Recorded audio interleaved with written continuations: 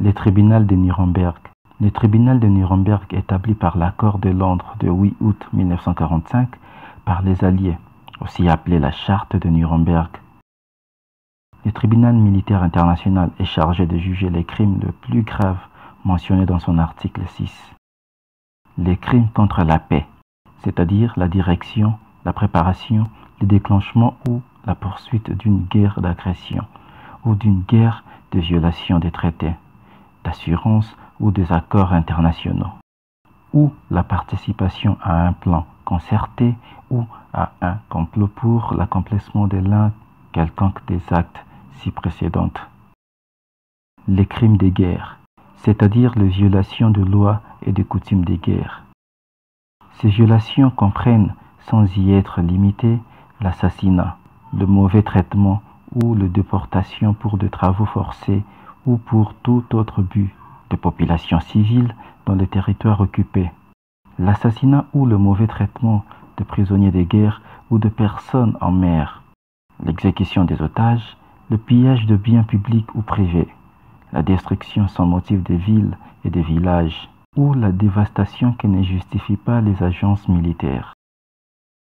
Et enfin les crimes contre l'humanité, c'est-à-dire l'assassinat, l'extermination, la réduction en esclavage, la déportation et tout autre acte inhumain commis contre toute population civile avant ou pendant la guerre, ou bien la persécution pour des motifs politiques, raciaux ou religieux, lorsque ces actes ou persécutions, qu'ils aient constitué ou non une violation des droits internes du pays où ils ont été perpétrés, ont été commis à la suite de tout crime rentrant dans la compétence du tribunal ou en liaison avec ces crimes.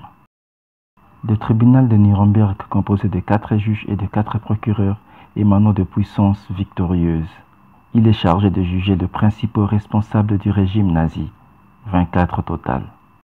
Le tribunal de Nuremberg rendit son jugement le 1er octobre 1946. Il établit un certain nombre de principes qui cristallisent le droit international pénal, notamment le rejet de la violation du principe de l'égalité. Les crimes commis étaient considérés comme des crimes avant l'entrée en vigueur du statut du tribunal militaire international. Seules les sanctions étaient inconnues, mais non l'infraction. Le rejet de la doctrine de l'exclusion de la responsabilité personnelle des accusés. Le développement de la notion de crime contre l'humanité pour permettre la répression des exactions commises par les nazis contre les populations de pays alliés. Il est important de préciser que la notion de crime contre l'humanité développée par ces tribunaux est différente de celle d'aujourd'hui. Le tribunal de Nuremberg fut complété par la loi numéro 10 du Conseil de contrôle des Alliés adoptée le 20 décembre 1945 à Berlin, autorisant les Alliés à appréhender les criminels de guerre et à assimiler autres que ceux ayant été poursuivis par le tribunal militaire de Nuremberg.